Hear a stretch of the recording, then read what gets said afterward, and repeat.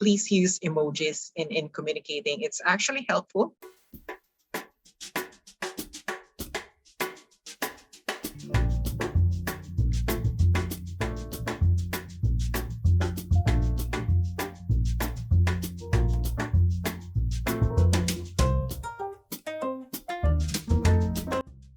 Well, it's usually just kind of trying to communicate via WhatsApp. So normally I communicate with them during the morning here because it's like kind of the afternoon in the United States by then.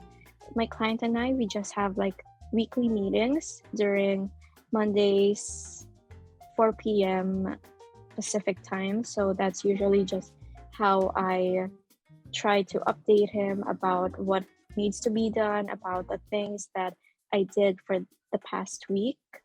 So usually the tasks I do are not that time sensitive. So that's an advantage for me. Sometimes we use Slack, but that's just the tasks that are not time sensitive as well. So those are just like tasks, but we do our meetings via Zoom, and actually all of the other tasks are on Google Calendar. So there's not really much project management tools that we use. I just all of the tasks are actually fixed. So I have all of the tasks on Google Calendar, like all of them. I just try to do them daily. Other files are uploaded on Google Drive. That's where all of our files are. That is how I share all of the output that needs to be uploaded the following week. And other than that, all of the tests are fixed. I communicate with her using Upwork and email. So actually, she is the only one that I've stayed for too long. My other clients, I would take their tasks for a week or a month. But this client of mine that I've stayed for 6 months, she's really good. So I talk with her constantly with Upwork and using email, and she's comfortable with it. I've asked her if she wanted me to use another platform since some of my clients would ask me to use WhatsApp or Telegram or Kakao Talk, but she insisted that she's okay with the platform already. During my shift, she is actually online, so whenever I do, I send her a screenshot or the file, and then she checks it and she says, "This is great," or "I need something for this one," or "Maybe you can add something on this part." So it's actually an active communication during my shift. For my real estate virtual assistant position, we communicate through a video call. So that would be another challenge. So basically, it was a video call, and I really had to exercise my communication skills. I had to be quick on understanding what my employer is saying through the use of Skype. So basically, just type on the task I have to do. So, and to be honest, I think I'm more well versed into writing than speaking the language.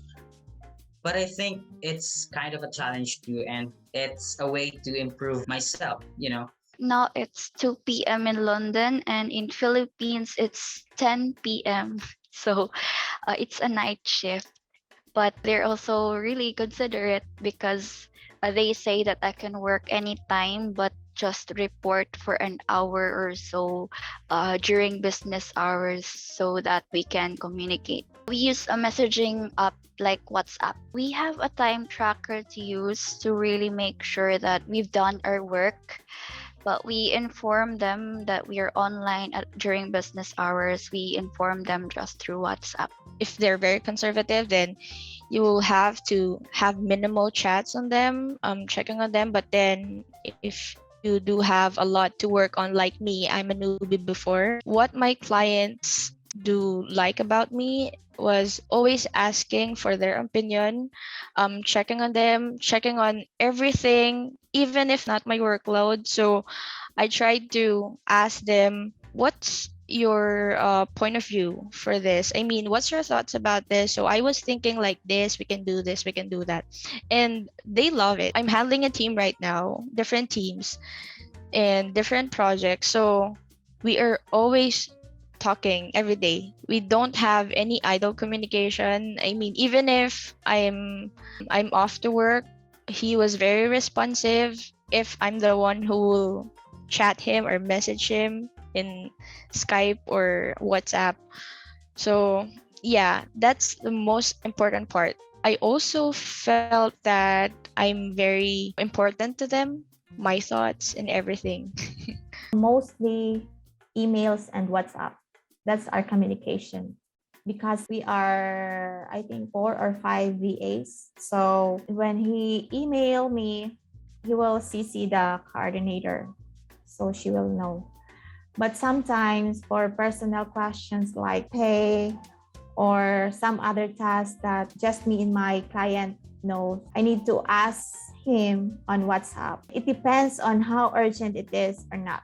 If it's urgent, I need to message him on WhatsApp or he needs to message me on WhatsApp. I have lots of tasks for now. He will send me tasks, but he will inform me if it's urgent or not.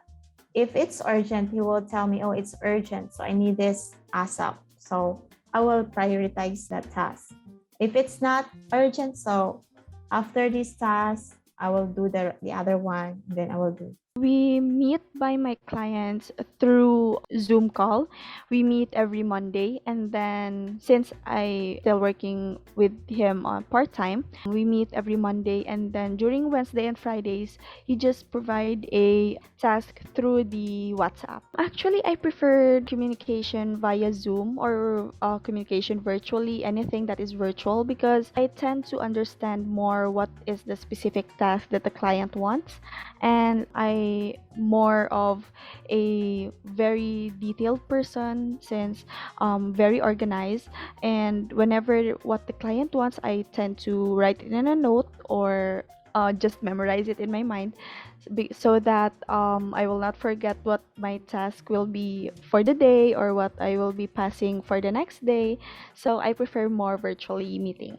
For my past clients up until now, we are using email, Upwork messages, and then WhatsApp or Skype. That is the 4 platforms that we are using to communicate. And also we are using Slack. And then sometimes they are messaging me in Podio, which is one of the CRM for real estate.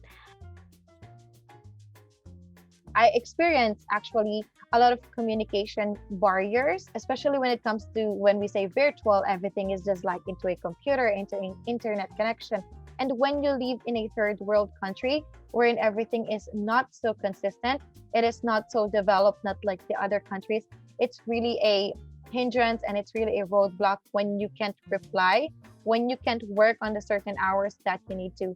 So when it comes to communication, I try my best to have a backup communication or backup connection. So just to make sure that I'm not losing my communication to them. Before it was so difficult, but somehow I realized that when it comes to internet connection, the devices, the technical devices that we need, we really need to invest under them because somehow that is your main or basic device that you have when you're working virtually, when you're working remotely. The other client is from the other part of the world, it's from the other continent. You don't know how many hours is it like different in your country to his country to her country. So somehow you have to be always ready of what may come. If the electricity cuts off, if the internet connection cuts off, you always need to have a backup. And that's where I feel like I'm good at it now because I was able to communicate well to them. And it's really something very efficient and essential to every virtual assistant.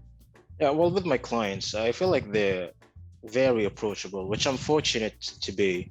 That the first clients I got are very approachable. I mean, we mainly communicate through email. We also have Zoom chat. We used to use Ring Central before, but their phone system kind of screwed us over, so we stopped using it. We used Slack for a bit, but that didn't really work out as well. So yeah, we mainly use Gmail and Zoom meetings as well. So those are our two main tools for communication, and they're pretty much readily available to respond whenever you have a query. They're very responsive, they're very helpful, and yeah, they're just asking me to do my job as is, and that's how I deliver. He would give me tasks with the deadlines and other notes that he would put in there. And then when I'm done with the task, I would just scrub it off from the list and then give him updates through a text message because he prefers it that way. We use actually a certain tools or certain communication channels like Slack, Skype, and also WhatsApp. So those are the communication tools that we have. It's very important to communicate from time to time with your client or with your boss, especially on the things or the tasks or the urgent task that is actually given to you. And it's very helpful if you actually are not quite sure of the other things. It's important to ask as well if you got the message right. And one thing that I want to share as well, especially in a virtual world, is that please use emojis in communicating. It's actually helpful. Why? Because the message that you are trying to say might be received to other channel in a different ways. So it's important to put an emoji in order for you to show the face or the emotions that you are trying to portray in order for them to understand the message as well. And it will ripple to demotivation or stress. That's the reason why in our company, I really want to use emoji. So what we do is actually, we do a weekly stand-up from Mondays, and from then on, all the people or all the VAs are actually received, or all the VAs receive their tasks during this day. And from then on, they have a week to do all the tasks. And by Friday or Saturday, they will be asked for the outputs. There will be some communication within the week, meaning there will be a little bit of communication, not little bit, like small conversation wherein there will be some asking of updates. What stage are you already in from the task that is actually given? And yeah, I think those are important as well. So if you are able to finish your tasks within the week, then it will be also appreciated as well. And from the rest of the day, then you can actually work on small stuff or like small or not urgent ones as well. My current job, there's a chat box, and it's like a comment box, but it's real time on the right side of our panel. So if you have questions, you just have to type in there, and they're gonna respond to you immediately. But prior to that, we were using Zoom. But my other the real estate job, we were using Slack and Zoom, and we have meetings like 30 minutes after. Like our schedule is 10 p.m. to 10:30 we have a meeting like every day. Even though you are already there for like a very long time, you practice every day. You practice with scripting, you practice what are the things that he's gonna ask you, what are the things that making it difficult for me every day, ask me any problem. He's gonna talk to you in a friendly manner, which is very encouraging. We actually communicate through Facebook Messenger and WhatsApp. We sometimes communicate through email when he wants to send me links, resources, Google Drives, or any medias that needed to be sent for me to do a task. So we use email, but we usually and consistently use Messenger as our main communication. So I speak to them once a week. So when my client who is based in the US, she'll just call me weekly to have this weekly recap. And then when my another client who is based in Australia, he's just sending me messages through WhatsApp. So there's no video call, there's no voice call, just sending me a message. I'm just using Zoom meetings and mostly WhatsApp. So she would message me. We're using Messenger, Facebook's Messenger in WhatsApp. So if there's something that we really need to discuss, we would set a time for a meeting that is both okay for us. We would meet halfway. Not too late for me, not too early for her, just the right time. So she would message me in the messenger what I need to do. What happened first when I was learning about the business. So we had a meeting, and then we already set the schedule. On Monday, you'll do this. On Tuesday, you'll do this. on Wednesday you'll do this. And if between those days there's like a new task that she needs me to do, she would message me. My primary client, we have a talk once a month only. My role as a virtual assistant has been defined clearly to me when I first started with my clients. So they didn't need to provide me with the tasks that I need to do on a daily basis.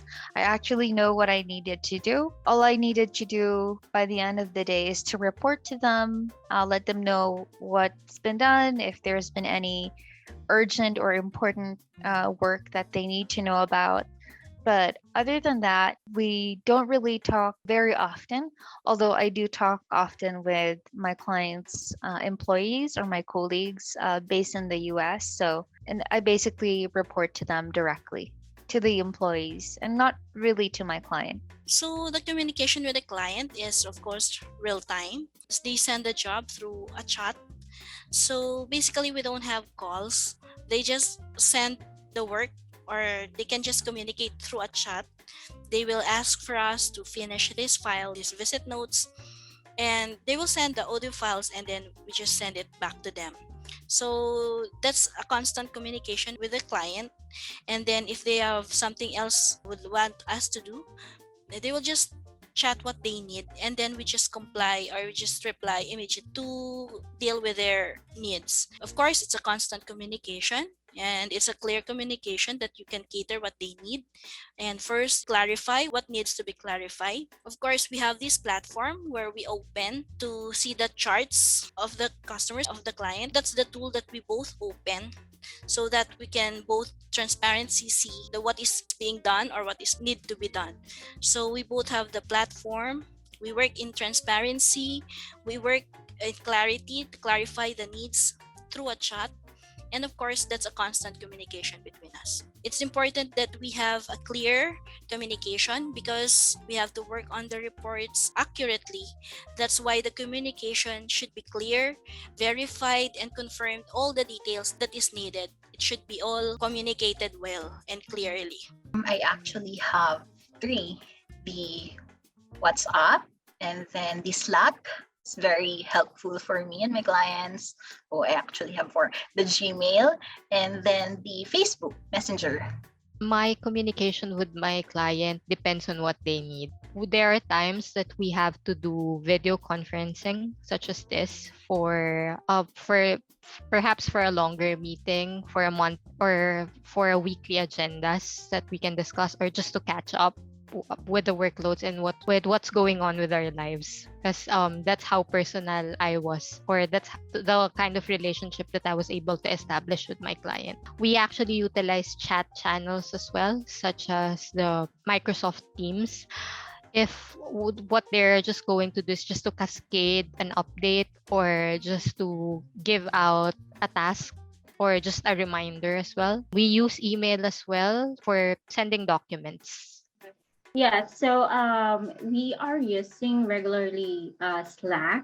Sometimes we use Discord too. Sometimes we use WhatsApp, the voice recording, when he needs to send me more instruction than typing it. But most of the time we use Slack and Zoom. I think it's very important that you are comfortable working with your clients with a video conference, with your Zoom, or with your video open, because he gives you instructions, so show your face as a sign of respect, That's to my perspective. There's not really a schedule because I communicate with either through WhatsApp or through our calling app, Talk 360, or through Zoom, through Skype, emails, but there's really no fixed schedule. So sometimes they send me, not sometimes, but every day we're sending each other on WhatsApp. We have a group on WhatsApp. So anything that they would like me to do or wanted to say to me, they just send me normally on WhatsApp, or sometimes they call me on the phone. So this is how we communicate. Normally, it's either through WhatsApp, or to make it more formally, they send it to me by email. But there's no project management tool, honestly. If there would be, then it will be like a personal tool from my side, just to track whatever project or whatever task I'm doing for them. But from their side, they do not have this kind of tool now.